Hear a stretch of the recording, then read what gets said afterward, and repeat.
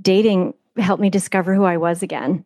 And coming from a narcissistic relationship, I really lost myself as you guide people with. It's like you really can completely lose who you are. I had no idea who I was anymore. And dating really helped me. I know it sounds funny. It really helped me figure out who I was and what I liked and how would I describe myself, and telling my story in a different way to different people, and also just figuring out what type of person I really wanted to be with next time around.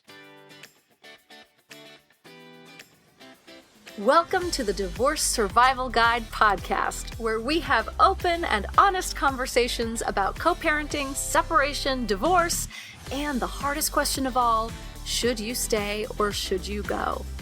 I'm Kate Anthony, your Divorce Survival Guide, and I'm here to help you navigate some of the roughest waters you've ever swum in and answer some of your toughest questions. I've been to hell and back, and now it's my mission in life to help you get to the other side of this process with your sanity and your heart intact. Hey everyone, welcome back. Big news. This week is the 7th birthday of the Divorce Survival Guide podcast. And I just want to give a little bit of gratitude and appreciation for all of you guys for listening. If you're new here, welcome. I think this is episode 309.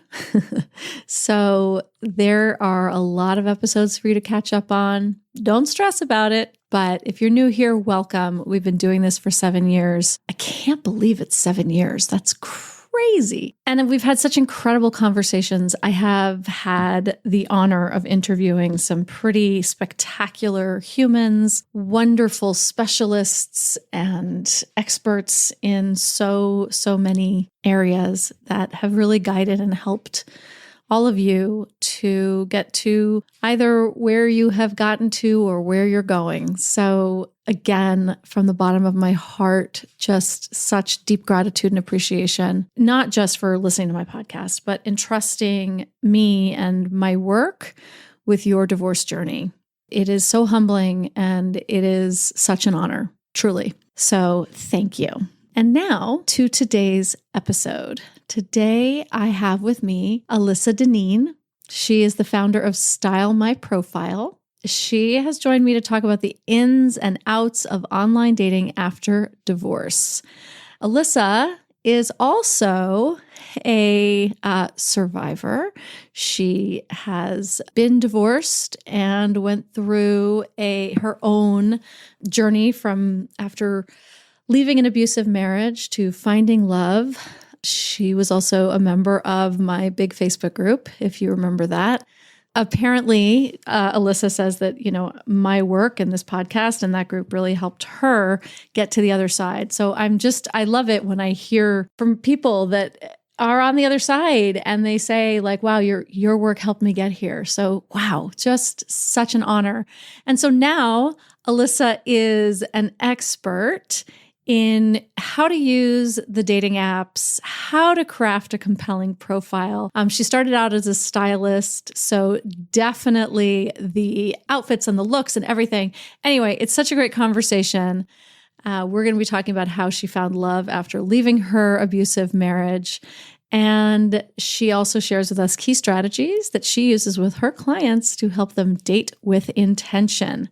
So if you're ready, or if you think you might be ready at some point, this is a must listen. So here is my conversation with Alyssa Dineen. Alyssa, welcome. I'm so happy to talk to you today. Thank you. I'm very happy to be here. If you wouldn't mind, I would love to start with a little, just your background. You have been through what many of my listeners are going through, and I think that helps ground you in this world. Do you mind giving us a little of that background story? I got divorced or separated about 10 years ago, divorced about 8 years ago, and I jumped right into dating. I was one of those people that I was like, I'm ready. I'm ready. I'm doing this. We'll just make this better. Let's go. Yeah. Right. Same. I jumped right in, and there was a lot of learning curve, right? It's like there's a lot to learn. I really didn't know what I was doing. I was a stylist, so I generally knew what to wear in my photos and what to kind of post there. But I didn't really know what to write. I didn't know how to message with people. There was a huge learning curve. After 2.5 years, I went on many, many, many dates, and I met my partner, and we're still together. It's been 8 years. He's also divorced, and we were just talking about how you can really feel lost on there being a divorced person new to online dating. Many of your friends don't do it or have never, they're married, they've never done it. There's no one really to turn to. So there was a lot of confusion, and I felt like there's a lot of people that really clearly, at least from my perspective, looking at men's profiles, I could tell that people really needed help, guiding them on what to write on there and what to put up for pictures. So I came up with the idea of just to kind of help people with their photos and what to wear and kind of feel confident getting out there, feel good about themselves, putting themselves out there. And then it really evolved into, full blown date coaching, because as you can put up a great profile, but then you really need to have guidance on the other things as well. So yeah, that was 7 years ago. And so I've been doing this for actually about 7.5 years. And I love it. I feel like it's really, what I really love about it is that I feel like I'm giving everybody else the advice that I wish I had when I was going through it myself. And it really does kind of fast forward through all the questions that maybe people would have. And it would take months really to kind of navigate through and then learn kind of how to message and how to do this and that, all the different things. And I can just kind of fast forward that for people, and they can just jump right in and feel confident about their profile. I love that. I love that because it is, right? It's like that's good what I do for divorce, right? It's like you've never been divorced before. So, or maybe you have, but you've never divorced this person, or maybe you've never been divorced with kids. And so what I do is sort of, right, we kind of shortcut. I've basically heard all the stories and understand the process, right? And so same thing for you with dating, right? I mean, I think it's anything that anybody does professionally, right? It's like, oh, I know this world. You don't know this world. Let me guide you along the way. Exactly. Yes. So true. And if it's okay, you have also told me offline that you were in an abusive marriage. And so the reason I want to highlight that is that I want people to understand that it's possible to leave an abusive marriage, go through this process, do the healing work, and like actually find a healthy partnership down the line. That is a big part of my personal journey. And I do feel like dating helped me discover who I was again. And coming from a narcissistic relationship, I really lost myself, as you guide people with. It's like you really can completely lose who you are. I had no idea who I was anymore. And dating really helped me. I know it sounds funny, but I talk about this a lot, actually. It really helped me figure out who I was and what I liked and how would I describe myself, and just telling my story in a different way to different people. And also just figuring out what type of person I really wanted to be with the next time around. I think you automatically kind of go to what's familiar. So it was a lot of, similar types to my ex, pivoted, and then I was kind of going to the exact opposite from him, and then I found my way. But yeah, I think it was really useful, honestly, for me, dating different types of people and telling and retelling my story. There's definitely a lot of trial and error, and I did have a couple of brief relationships, like just a few months before I met my long-term partner. I really had to figure out how to have an argument with somebody, like a real argument, and not, an argument with somebody who is a narcissist. All of those things were, a learning curve, but I did figure it out, and I feel very lucky that I did find a partner that is complete, so supportive and my best friend. And I really never thought that I would find that after getting out of a narcissistic, abusive relationship. I really didn't. Yeah. I always say that dating is an incredible fertile ground for learning about yourself if you are able to shift your focus onto that, right? Instead of, I always tell the story that my therapist, when I first started dating and I was first divorced, and I was like dating all these guys, and I would like say all this stuff, and I would go in and talk about it, and she'd be like, you seem to be really focused on whether this person likes you. And she's like, I'm wondering if you are remotely taking your own temperature. And I was like, what are you talking about? And she's like, do you like him? And I was like, no, I don't. She's like, right. Okay. Right. And it was the idea that I was taking their temperature, and what are they thinking? How do they feel? Right. And I was not taking my own. And if I was able to step back and just observe myself, them, all of the things, then I could really learn a lot about myself. Absolutely. Yeah, that is something that I coach on too, is just don't go into each date thinking, are they going to like me? Is how am I going to appear to them? Go into each date thinking, am I going to like this person? Are they going to live up to what I need and my needs? That's right. Yeah. And Yeah. that's a big shift. It is a big shift. And I love the idea of what you said before, which I thought was really, really interesting. It's like how I tell my story. When I tell my story over and over and over again, I start to hear what I'm saying in a different way, or I might adjust it and realize, like, oh, I shouldn't share that part of it. Or if I share that part of it, maybe it should be this way. Right. And like you're kind of being this objective observer about your own story. Absolutely. Yeah, I really see it that way too. Yeah. I think that's really cool. So, what's your dating coaching philosophy, if you have one? Yeah, I do. I feel, of course, I'm very focused on having a very strong profile to start, because then I feel like if you have those building blocks, so to speak, then you're starting in a good place. You can really start off on the right foot. So it is really important to have a good profile, a strong profile, and put some thought into it and some effort. And I know that, everyone has a negative view of online dating, especially if you're, literally if you read anything in the media, it's all negative about online dating. So you might be getting into it with a somewhat what of a, I don't know, I'm going to just kind of dip my toe in. And I hear that, but I feel like it really is important to really commit to it and really put some effort into your profile, into what you write, having high quality photos, all of those things. I know it's cliche, but it really, truly is important. And it is something that gets overlooked, honestly. I think people are like, still, oh, I have a couple of photos. I have 2 photos in there. That's fine. People can see what I look like there. No, absolutely not. You really need to tell a story about yourself. So starting from the foundation of having a very good and strong profile.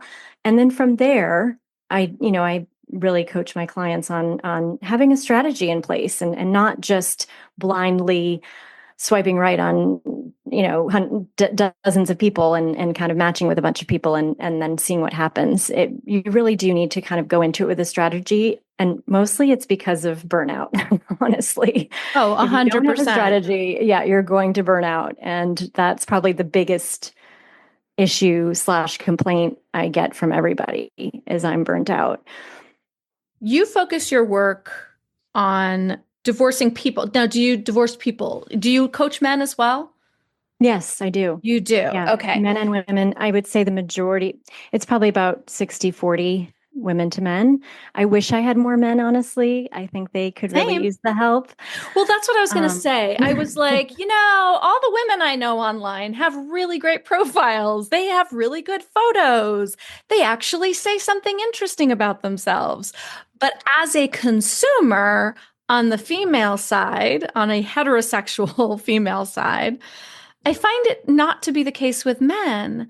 And so, and my philosophy is you're going to put the same amount of effort into dating me that you're putting into your profile. So, that's an automatic no. If there's, right. but, Exactly. but there is this, and this is where my cynicism is going to come in, that I find this to be, it's hard to find men. So I also live in Los Angeles. So, hard to find men who actually put an effort into it. Well, I think that really is everywhere, honestly. I know everybody thinks it's where they are. I live in a rural area. People don't put effort in. I live in a suburban area. No one puts effort in. Oh, I that's live in really a interesting. big city. There's too Yeah. much competition. It really is across the board. There's the people that put in effort and there's the people that don't. So, yeah. The other thing that I have found, this was sort of like the end of my online dating for me. And I would love to be talked out of this. I would love to be, right? Because, I'm not interested in being alone for the rest of my life, but also I'm not interested in the burnout and the demoralization and the being on like a spinning rack on Bumble. For those of you who don't know, Bumble is, do you want to explain? I'll let you explain what Bumble is and how it functions. Sure. Bumble is one of the swiping apps. And so you swipe right if you like the person, left if you don't. And then if you mutually match, then you can communicate on the app. For heterosexual people, the woman has to reach out first. So it takes away is he going to reach out first or should I? It's just the woman has to, or else the match expires. Yeah. So, and it is one of the most, Hinge and Bumble really are the most popular apps right now. I mean, they've been for quite a while. Yeah. So here's what I learned a few years ago from a friend of mine, because listen, I've been single for 15 plus years. I started online dating when it was like Match, or there was this other one that it was like attached to Salon. It was attached to the New Yorker. It was called a different thing for each one. It was more of it was for kind of highbrow, intellectual hipster people. But this is pre-algorithm, right? So I've been doing this a long ass time, where you actually just had to search and read and, become interested. So what I noticed is, about a couple years ago, I noticed that I would match with people on Bumble, and then I would go in and say my little, quippy thing that I take from their profile. I always, and you talk about this, and it's really important, right? You say something that is relevant based on what they have put in their profile. And sometimes that can be a heavy lift, right? This is why you want to put interesting things in your profile, right? And then they would disappear. The match would disappear. And it would started happening more and more. And I was like, what the fuck is going on? And I asked a friend of mine, a guy friend, and he's like, oh yeah, we just sit on the, toilet or whatever. We swipe on everybody. We swipe right on everybody. And then if we match, then we read your profile. And at that point I was like, fuck you, I'm out. Because it's already hard enough that listen, the reason that Bumble was created was because Tinder was such a shit show and men are gross. And so it was like a way to protect women that we get to make the first move. But now they're gaming the system again. And I was just like, oh, so there's more labor, and then there's more labor. And you're gaming the system, and you're making me because if I've matched with you, it's because I've read your fucking profile, not because, right? So yes, anyway, that is my rageful rant. No, and that all of that it's all can be true for sure, and that is still true for the most part. I mean, I do know. I mean, I do work with men, and I do know they do read the profiles. These are the men looking for help, though, so it is a cross section of men that are probably really self-aware and more, I need help, so I'm going to hire someone to help me, and therefore probably more aware of those things. So, but I do know that they do read. There are men that read the profiles. But I hear you about Bumble. I hear you about Bumble. It is another way that it puts it on the woman to do the heavy lifting. I hear you. I did not like Bumble for that reason. However, I know that for a lot of women, they do like to be the one that isn't not in charge, but you can do the first reach out, and you're not waiting around for someone to message you on some other apps. Right. So it really is personal preference. But I had actually written to them and suggested that they limit swipes, a daily, you can only swipe on 5 people a day or something like that, right? Because then it would force people to be discerning about who they're swiping on, but they didn't listen to me. So whatever. No. And actually they do have a limited amount of swipes unless you upgrade and pay, then you get an unlimited amount of swipes.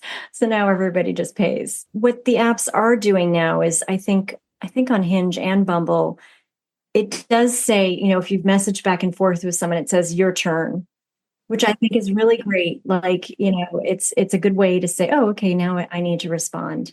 But, and another complaint that I get a lot from both men and women, but mostly women, is the messaging back and forth where the person isn't asking you questions in return. That is a big one that I hear all the time. And really, the only thing I can say is you cannot teach someone how to hold a conversation. They either know or they don't. And so you give them maybe one opportunity, you give them one chance to, turn that around. And if they don't, I say unmatch them.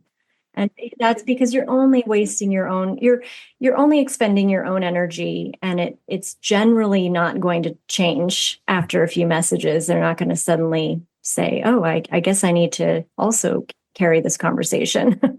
Yeah. So just to be clear, what we're talking about is that you ask a question and then they answer the question. Yeah. And then the conversation is over. And they expect you to keep continuing to continue to ask questions, right? Yeah. So the way you carry on a conversation is like, oh, I answer my question and then I ask you a question, and right? That's how things keep going. But if you ask a question and then they just answer it, and then like there's dead, then you're like, oh, okay. And then you maybe ask them another question. As you said, you give them another chance, right? You can ask them another question and they just answer it. Bye. Yeah, bye. Exactly. And I do see it happen with women too. Women do sometimes do that as well. So I don't want to put all the blame on, on men for that one, but I would say generally speaking, yeah. And that's a big one. That's a big frustration, and I think the biggest thing is to feel empowered and say, okay, I'm not going to continue this conversation and unmatch them and continue a conversation with somebody who is going to have a give and take. Would you say anything? Do you advise saying anything to them?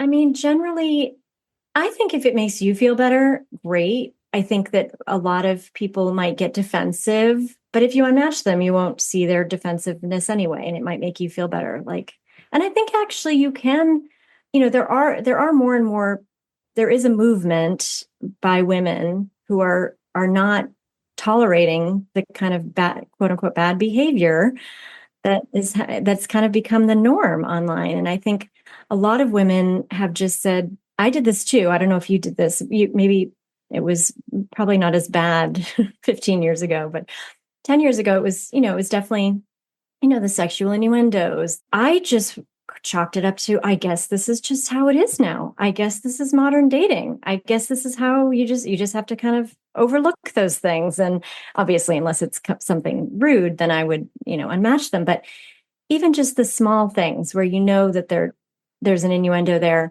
And I just was like, oh, I guess this is just how it is. No, it should not be that way. That is not, no one should be referencing anything sexual until they have met you in person. or preferably after, several dates, but right. Exactly. The first time. Exactly. There's it's fun. My mom's British and she always complains. She's like, oh, American men do not know how to flirt. They just don't know how to flirt without making it gross.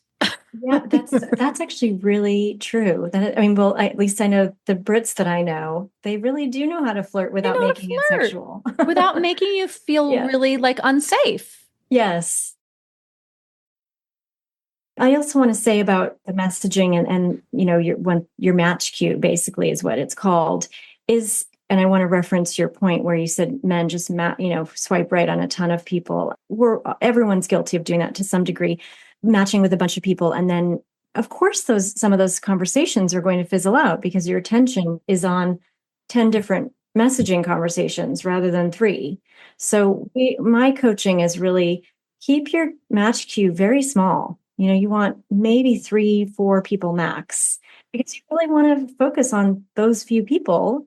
And then if one of those conversations fizzles out, then you maybe add somebody else to your queue, but really trying to keep it minimal so that you're not doing that thing where they just have a list of people and no one's communicating. And if everyone's doing that, that's why there's so much stagnancy on dating apps, is because everyone's having this long list of in their queue, and they're not paying attention to they're not giving anyone enough attention, really.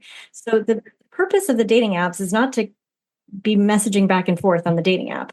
The purpose is to get to a date and meet in person. I think that gets lost. I think people actually, honestly, I think they forget that, oh, right, I need to cut this conversation as short as possible and just make a date. Yeah, right. There's a cadence. that I think is, again, right, this is something that you kind of figure out over time, but that a good coach can help you not have to figure out over time, that this cadence of like, we send a few messages back and forth. We feel comfortable like, oh, this is working. This sort of, we're riffing. This is cool. Then you move to a phone call or a video call, which you can do inside the apps now for safety.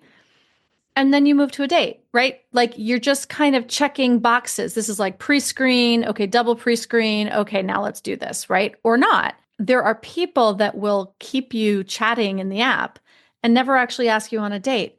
Don't continue those conversations. Definitely don't. Yeah. And I think again, if you're new to this, you think, oh, this is maybe just how it is. This person wants to get to know me before they ask me out.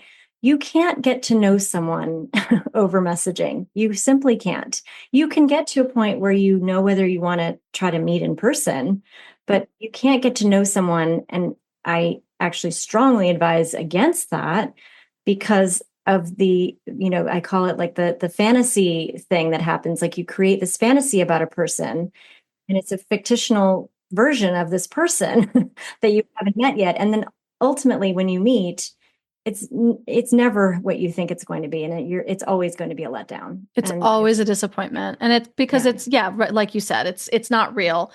And also I would say that 9 times out of 10, the people that carry on these long, protracted like conversations over a dating app messenger never do ask you out.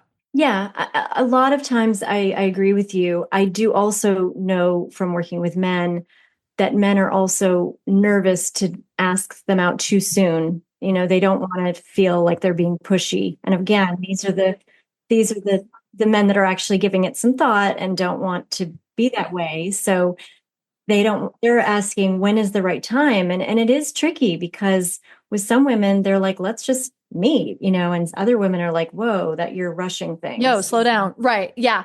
I will say, if I get that vibe, I will say something like, hey, so do you want to take our relationship to the next level? Like kind of like jokey to be like, hey, if you wanted to ask me out, I would probably say yes. Or something to just like let them know that like. Exactly. Yeah. Yeah. And that's a great way to do it. Or, let's continue this conversation in person. Let's see. Yeah. Either over the phone or in person. Yeah. There are just sort of like flirty, cute ways to do it that aren't like, are you ever going to ask me out? Yeah, exactly.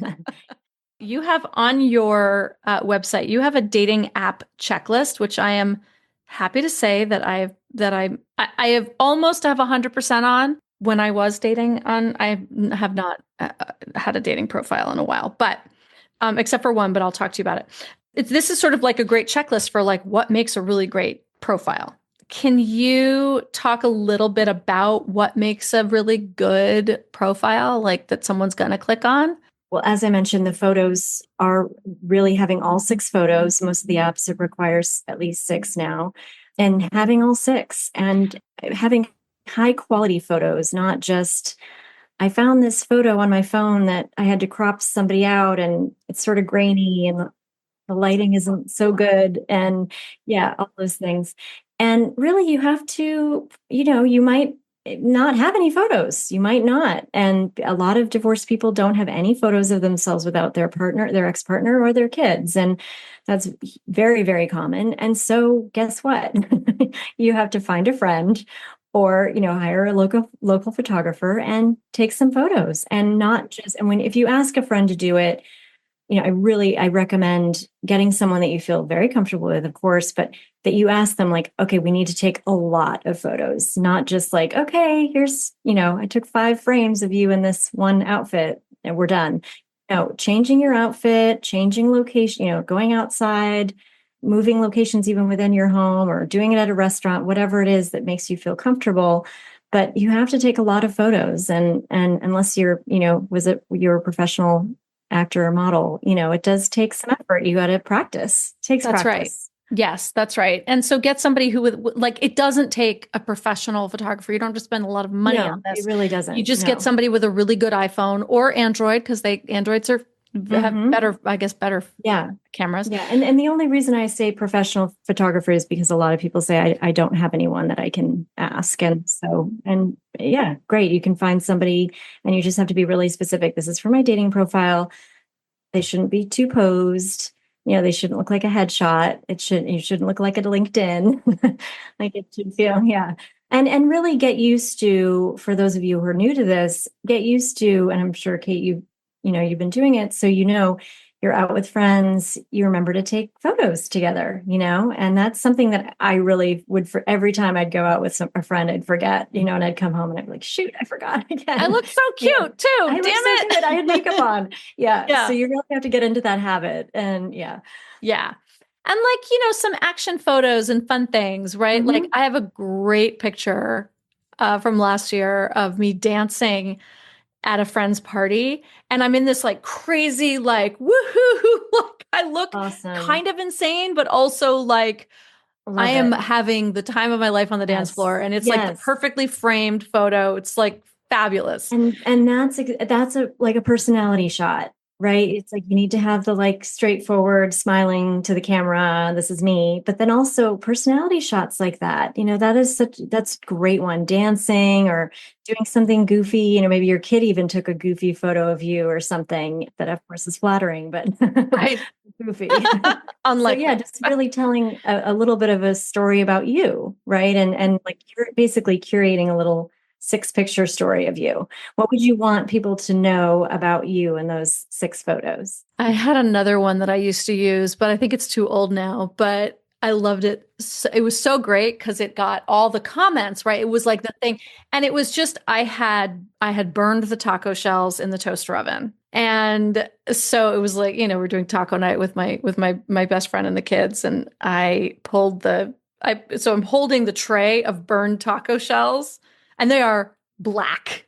And I'm looking at the camera yay. And the caption I always use is nailed it. It was a great conversation starter because people will be like, what were those?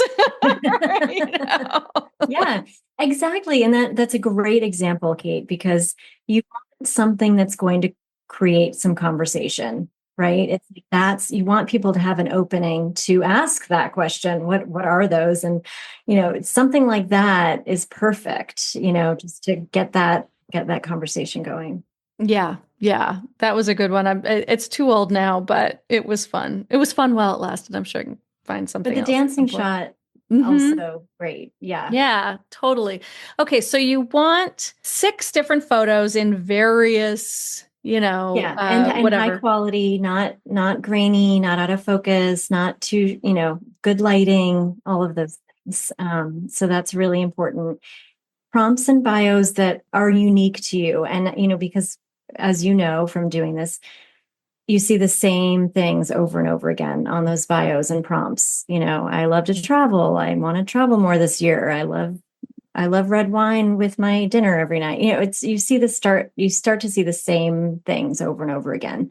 So keeping that in mind, you want to think of the most unique things about you or a unique story about you or, just something clever or funny or a little anecdote, whatever it is, but something that's going to stand out from all of the more sort of mundane, boring profiles. Putting really some effort into your bio and your prompts is really important. I agree. In captions as well is a way to get people's attention. Like you said, nailed it. That's a great one. Like that, commenting something on your photo that makes the photo even more interesting. Right, right. And in terms of those words, you say don't use words like travel, adventure, cooking, sense of humor. I always say show, don't tell. You don't need to tell me. You don't need to say you love to travel if you've got pictures of yourself kind of all over the world, right? Obviously you like to travel. Don't say that you have a good sense of humor. Make your profile funny. Yes. And that is a Right. big one. Actually, a client just sent me a profile of a man who wrote that in his profile. And she showed me the exchange between them. And it was the most unfunny thing. And she's actually very funny. And it was like falling flat. And she was like, why would he have a sense of humor? And I said, just so you know, everybody thinks they are very funny. Everybody. They really do. And I know that from working with hundreds of clients now. Everybody thinks they're funny and they want to say that in their profile. So, yeah. I once went on the most boring date in the world with a man who was like, let's just meet up and like, if you, something about like how you'll never laugh so hard or something, or, like he was the most unfunny and in fact, deadly boring person I'd ever met. So yeah, so like show, don't tell, right? or if you say, you want to say that you're really into cooking, say specifically, I love having, shucking oysters and having oyster night with champagne with my friends or whatever. I'm making this up, but something that's going to make it more interesting than just, I love cooking for my friends, just something, a specific meal that you love to make, or create like almost like setting a scene. And you can do that with your photos too, right? Like if there's photos of you cooking with and for your friends, there it is. One of the things on your checklist was people comment on things specific to your bio or prompts. They don't just like you and ask how your day is going. If they don't, that's a sign that your bios and prompts aren't giving people enough to go on. Okay, so I want to push back on this because again, being the heterosexual woman that I am, like I think, and I've had friends like Bella or, other dating coaches be like, yeah, your profile is great. I'm sure. But I'm like, I'm sure it is. So why are they not commenting on specific things? Why are they not asking me questions about, obviously unmatched, but like, damn, it can be hard. Well, and so when even more recently, they weren't, when was the last time you were It's been a couple of years active? Yeah. I was, yeah, because yeah, that's actually, I agree because I'm sure your profile is great because you're around people that are in this, in this world. So I'm sure you get what you need to put up there. That is interesting. And I hear you. It's like, honestly, like a lot of the times those things are also directed more at men than women. Because, right. Hint, it's like, hint, hint, like make it more interesting so that women have something to go on too, Yes, exactly. So, exactly. Yeah. Don't take your pictures from like under your chin, please. Oh my God. Yeah. All right. You've got this great profile. We know how to have this little back and forth conversation now. What about the actual dates? Like, what are some strategies, tips that you can give people for the actual dates themselves? Preparing for the date, being on the date, what are your top tips? Really, why I started doing this, I'll go back to the very beginning, is to help people, figure out their personal style to make them feel more confident getting out there, not just in their profile, of course, but on the actual date, revamping your look and it just does wonders for your confidence level. It really does. So I think, and I'm mentioning this because I think what's important is that you're wearing something that you feel really good in, and you feel great walking out the door, and you're excited, and you feel maybe a little bit sexy, and you feel, empowered. And I know that's a tall order, but really, I think that a lot of people who are getting out of a marriage, you kind of don't know what that is anymore. Or maybe it's been a long time maybe since college that you felt that way. So just trying to maybe, not that I'm saying run out and go on a shopping spree, but finding just one or two things that you go to a store and you buy one or two things and you're like, this is my date outfit. I call it a date uniform, because when I was dating, I realized I was spending so much time before the date figuring out what to wear. And then I would be more stressed out, and then going on these first dates feeling way more stressed out than I needed to be. So I came up with my first date outfit. And I just literally wore basically that same outfit every time. I may have alternated the top here and there, but I had these great jeans that I felt really good in. And I had these boots that were, comfortable but cute.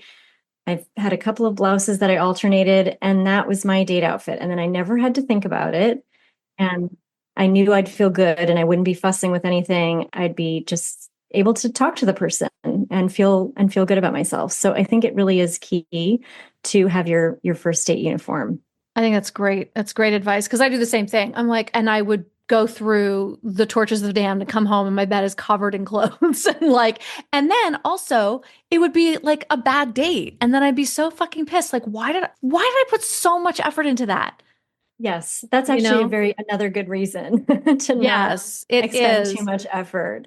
Right. Yeah. There was I think I've told this story on the podcast before, but I'm going to tell it again. There was an episode of The Incredible Hulk that I watched when I was much, much younger, obviously. And I'm talking episode of the TV show back in the 70s No, and I 80s. remember it. Right? You remember, you know what I'm talking about. There was, I guess somebody had set him up on a blind date, and they met in the park, and she was wearing like a baseball cap. They were like had a picnic, and it was like a baseball cap, and she was in like athletic wear kind of thing, tracksuit probably because it was that era. They had a really nice time, and then that night, like he's at home and she knocks on his door, and she's in like an evening gown and her hair is all done, and he was like, "Whoa." And she was like, "Well, I didn't really want to put all the effort in for the That's first really date." funny.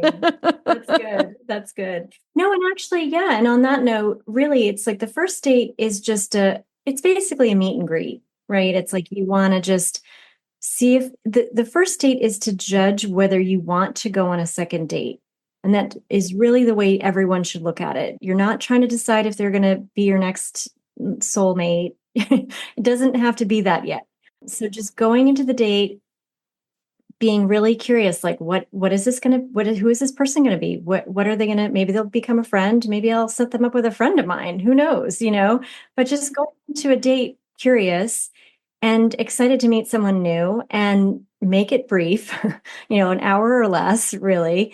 And just decide that date should really just be, do I want to go on another date with this person? Yes. So save your best, like save your like sexy, beautiful outfit for the second date. Right. And then when you're going on a second date, and this is something that I hear all the time, well, there was no chemistry, so I'm not going to go on a second date. No, that is not the way to approach this. Having chemistry is not necessarily a good thing. That does not necessarily indicate that it's going to be love forever. So you have to just remember that sometimes it is a slow build, and you do need to go on a second date, whether there's chemistry or not, and really the judge is, would I want to be friends with this person? Would I want to set them up with a friend of mine? Would I want to go to a movie with them? That's really it. You're not deciding whether they're your soulmate yet. So getting to the second date, but yeah, maybe if you're somewhat interested, yeah, that's when you do wear your maybe more sexy thing. Not on the first date where it's just a kind of a test run, basically. And to that end, okay, so there's a difference between there not being chemistry and I'm very much not attracted to this person. Exactly. And so this is where I know I have a lot of pushback on that, where people are like, well, I'm not going to settle for someone I'm not attracted to. That is absolutely not what I'm saying. It's really just, of course, if it's a hard no, you just know absolutely there's just no way. Of course, then don't make a second date. That's fine. That's your prerogative. But it's really just, if there's even a remote possibility, and again, you're attracted to them as a person, as a human being.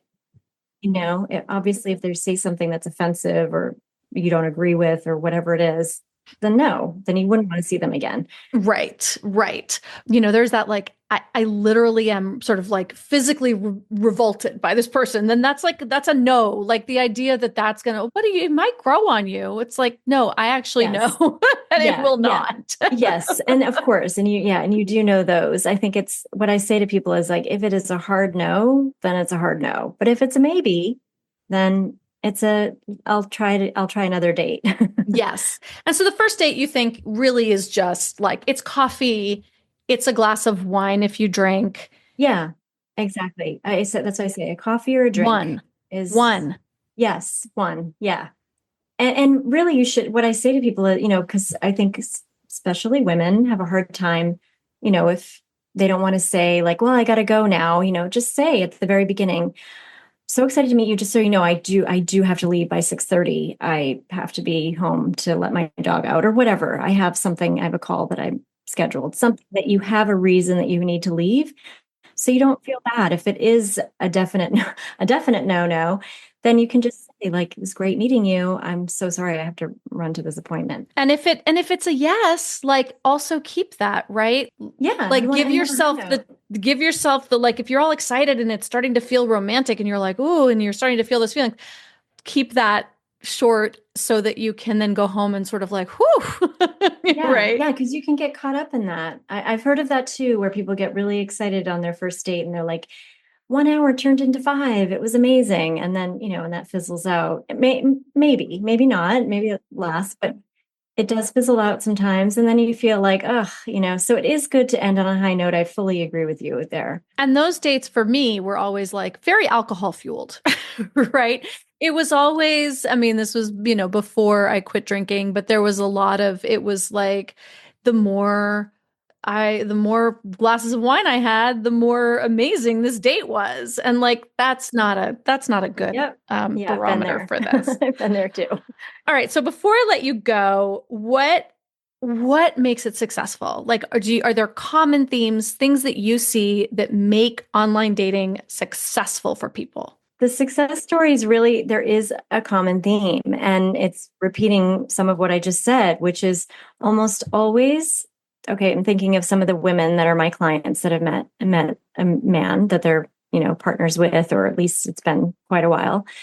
The theme is it's usually someone that they weren't like, oh my God, this guy is so hot on their profile. They were just like, oh, he seems interesting. Oh, he seems nice. Yeah, okay, I'll give him a chance. So they weren't maybe wowed by them, but they gave them a chance. And that's another thing that I coach around is like going, not giving people that maybe aren't your type a chance, and really pushing yourself with your type. And so maybe it's that, maybe they just weren't really, super excited about it. And it was a slow burn. It's almost always that, like, the first or second date, maybe, I'm not sure. He seems really nice though. I'm going to go out again. And so I've heard it happen with myself. That's how it happened with my partner, actually. It took us 4 dates before it really clicked for us. And everyone at the time was like, how did you even go out on that 4th date? And it's like, well, I knew I really liked him as a person. So that was really what was fueling it. And that's what I hear a lot from my clients too, is, okay, maybe it wasn't their 4th date, but I've even heard of their 5th date, then it kind of clicked for them. So really giving people more of a chance than you think you should. I think that's the thing. And think about it. All the people that you were friends with, for example, like in high school or college, when that kind of used to happen, or someone at work, you'd become friends with them, and then maybe it turned into something. I think people have forgotten that a lot of times romantic relationships start from a friendship. Keeping in mind that, and again, I'm not saying go out with somebody you're not attracted to and force it. I'm saying it can be a slow burn, and almost all of my success stories are that.